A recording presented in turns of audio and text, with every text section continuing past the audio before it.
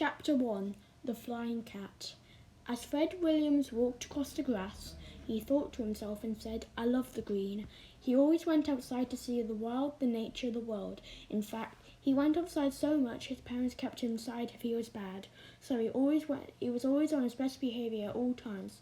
But on one fine Friday, when he left school and got home, his parents weren't at home.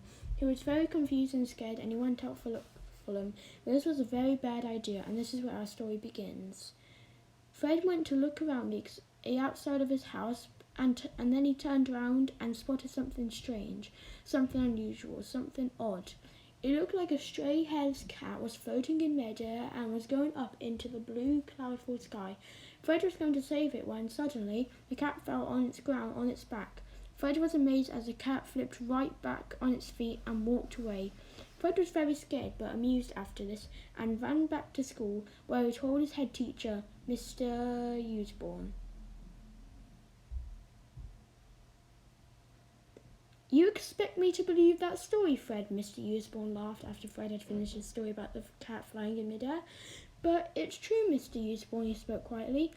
"If you expect me to believe that, Fred," Mr. Usborne began, "you're absolutely crazy. Cats don't fly or land on their backs."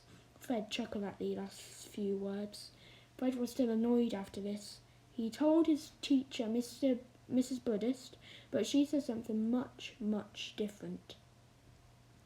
"Your story sounds quite similar to one I had one day. What happened was, I remember. So it was last week on Sunday evening. I was walking back from shopping, and then I saw that a tree was getting flung around the neighbourhood and smashed a few roads. I dropped my shopping and ran, but then a person came round and put me in the tree. He also put the tree back in its place. I decided to jump down on the branches off the tree and ran away. I haven't seen that person since then." "What person?" Fred asked politely but loudly. "Well," she began, "he looked like a normal person, but he was wearing a light blue cloak over his head with stars on. He looked about 20 years old, and he had a wand in his hand." "Fascinating," he said in a sarcastic way. He went to his house, where he was going to tell his mother and father, but they still weren't here.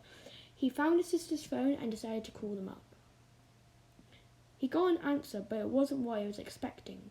His parents had gone on holiday to Spain and forgot to tell him. They told his sister Oliver because she was the one talking on the phone. They also forgot to take her phone as well as Fred. He had just got a pit in his stomach and decided to find whatever this person was that Mrs. Bruce was talking about. The end of chapter 1.